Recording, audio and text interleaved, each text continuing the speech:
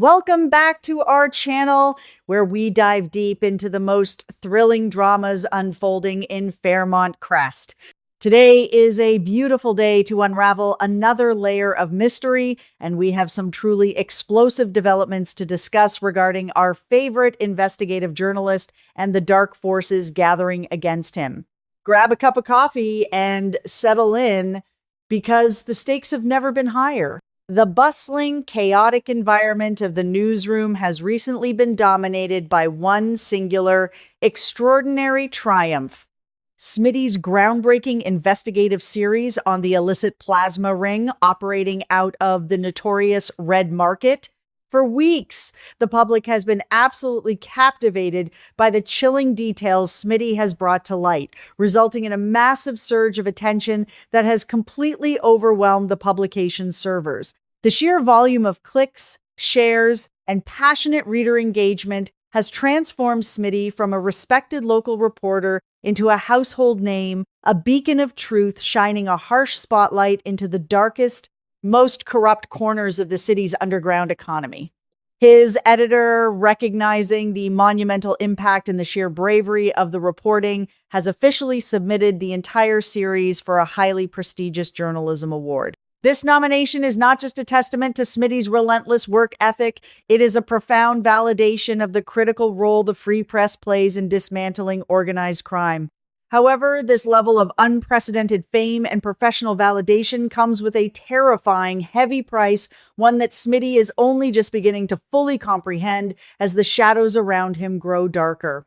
Beneath the glittering surface of his recent professional accolades, a deeply sinister and lethal threat is rapidly coalescing, directly targeting the intrepid reporter. The exposure of the Red Market's highly lucrative and deeply unethical plasma ring has infuriated the powerful, shadowy figures who pull the strings in the criminal underworld.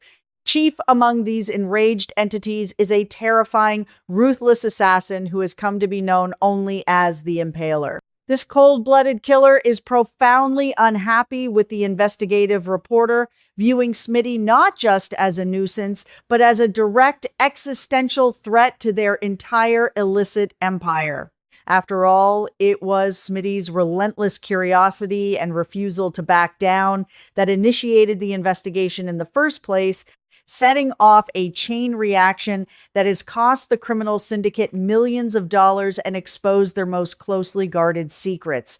The Impaler is not a criminal who forgives or forgets. They are a predator who demands absolute retribution, and Smitty has placed himself squarely at the very center of their deadly crosshairs. Faced with this escalating, life-threatening danger, Smitty is currently agonizing over an incredibly risky yet undeniably thrilling opportunity. He is seriously considering the unprecedented move of deliberately exposing himself, stepping out from behind the safety of his byline to act as living bait in order to force the killer out into the open. The logic behind this dangerous gamble is rooted in the classic dynamic of a cat and mouse game. Smitty knows that the Impaler's ego and thirst for vengeance will likely override their cautious instincts if the target is presented on a silver platter. However, taking on the role of bait requires a level of psychological fortitude and sheer recklessness that even seasoned law enforcement officers hesitate to employ. Smitty is acutely aware that this is a desperate play, a high-stakes maneuver that could easily result in his own gruesome demise if the trap fails to spring shut at the exact right moment. He is wrestling with the heavy burden of responsibility, questioning whether his unyielding pursuit of the truth is worth sacrificing his own life, and whether he has the right to put his loved ones through the agonizing terror of his potential murder. As Smitty meticulously formulates this audacious plan, a chilling, unspeakable dread begins to take root in the back of his mind, the horrifying possibility that this entire nightmare involves none other than Heather. Heather is a name that strikes absolute terror into the hearts of anyone familiar with her long, blood-soaked history of manipulation, violence, and pure, unadulterated evil. Smitty desperately hopes that this current opportunity to catch the killer does not intersect with Heather's dark orbit, but the grim reality of the situation suggests otherwise. The terrifying moniker of the Impaler aligns perfectly with Heather's known history of brutal theatrical violence and the undeniable fact that the plasma ring was one of her most prized, lucrative operations makes her the most logical and therefore the most terrifying suspect. Heather is not just a random criminal. She is a deeply disturbed, highly intelligent mastermind who views human lives as entirely disposable pawns in her grand, twisted games of power and control. If she is indeed the one orchestrating the attacks under the guise of the Impaler, Smitty knows he is dealing with an adversary who is practically invincible in her madness. Despite the overwhelming risks and the paralyzing fear of Heather's potential involvement, Smitty's relentless drive ultimately wins out, and he finally gets his wish granted by the authorities and his hesitant editor. He is officially granted permission to hold a highly publicized, unprecedented press conference where he will take center stage to directly address the public and, more importantly, the killer watching from the shadows. This press conference is not going to be a simple victory lap or a reiteration of his past articles. It is designed to be a devastating, calculated, offensive strike. Smitty plans to reveal a series of previously classified, highly sensitive details, including grainy but damning images and an exhaustive timeline of the latest, most gruesome actions committed by the Impaler. By broadcasting this closely guarded evidence to the entire world, Smitty intends to completely strip away the killer's anonymity, backing them into a desperate, furious corner from which their only option is to strike out blindly at the man holding the microphone. The strategy behind this press conference is a masterpiece of psychological warfare, but it is also a terrifyingly fragile construct. Smitty is banking on the assumption that the Impaler's narcissism will not allow them to sit idly by while a mere reporter publicly dissects their crimes and mocks their ability to remain hidden. He knows that by revealing the killer's recent movements, he is essentially telling the Impaler, I see you, I know what you are doing, and I am not afraid. It is a massive public taunt, a red cape waved in front of a raging, bloodthirsty bull.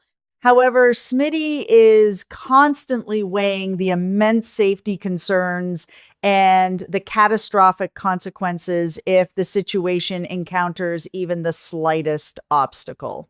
If the police sniper misses their mark, if the security perimeter is breached, or if the Impaler has anticipated the trap and set one of their own, the press conference could instantly transform from a masterstroke of investigative journalism into a horrific, bloody massacre on live television.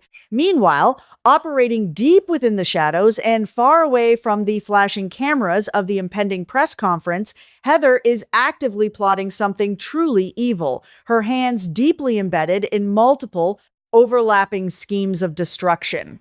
She is a chaotic force of nature, a mastermind who never relies on a single plan, preferring instead to weave a complex, inescapable web of deceit, manipulation, and violence. The exposure of her plasma ring was a significant blow to her resources, but more importantly, it was a deeply personal insult to her towering ego. Heather, heavily suspected to be the true identity of the vicious Impaler, is now exclusively targeting Smitty, focusing all of her dark, boundless energy on punishing the man who dared to pull back the curtain on her macabre operations.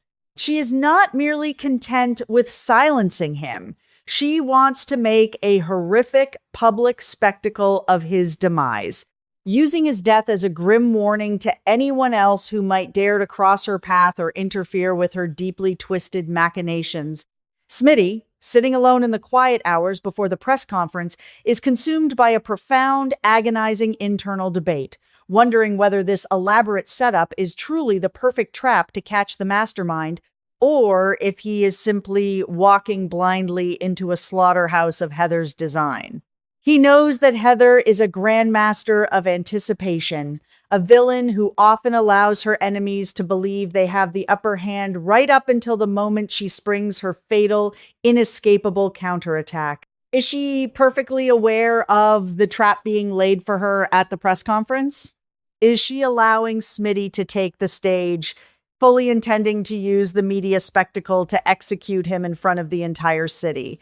The psychological toll of this uncertainty is immense, pressing down on Smitty's chest like a physical weight, forcing him to question every single detail of his plan, every security measure, and every piece of evidence he intends to present.